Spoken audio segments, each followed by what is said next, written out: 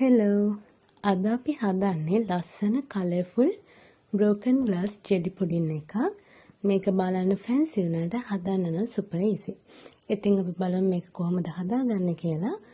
මුලින්ම ජෙලි එක හදා ගන්න ඕනේ. ඔයාලට කැමති පාටවල් වලින් කැමති ප්‍රමාණයක් ගන්න පුළුවන්. ඒ අරගෙන ජෙලි පවුඩර් එකට උණු වතුර දාලා හොඳට මික්ස් කරගන්න. ඔයාලට අවශ්‍ය නම් සීනි ටිකක් ඇඩ් කරගන්න පුළුවන්. මම නම් අද මෙතනදී සීනි ටිකක් ඇඩ් කරගන්නවා.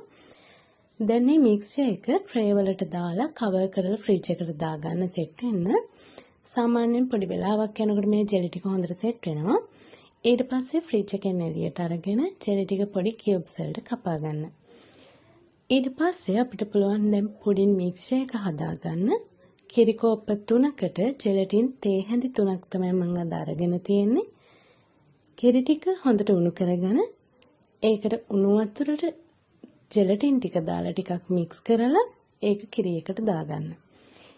ඒක හොඳට මික්ස් වුණාට පස්සේ ඔයාලට කියුබ් කපාගත්ත ජෙලි ටික ඔයාලගේ මෝල්ඩ් එකට දාගන්න. ජෙලි ටික එකම විදිහකට දාගන්න එපා. ටිකක් මික්ස් කරලා දාගන්න. ඊට පස්සේ අර මිල්ක් මික්ස්චර් එක මේ ජෙලි ටිකට එකතු කරගන්න. ඊට පස්සේ චුට්ටක් මික්ස් කරන ජෙලි කියුබ් ටික කැඩලා යන්නේ නැති විදිහට ඒ මික්ස් කරගෙන ආයෙ කවර් කරලා සෙට් වෙන්න ෆ්‍රිජ් එකට දාන්න. ඇත්තටම මේක හදාගන්න යන ඉතින් පොඩි වෙලාවකදී මේක සෙට් වෙනවා. ඔයාලට බලා ගන්න පුළුවන් අන්තිමට ලස්සන ක්‍රීමි බ්‍රෝකන් ග්ලාස් ජෙලි පුඩින් එකක්.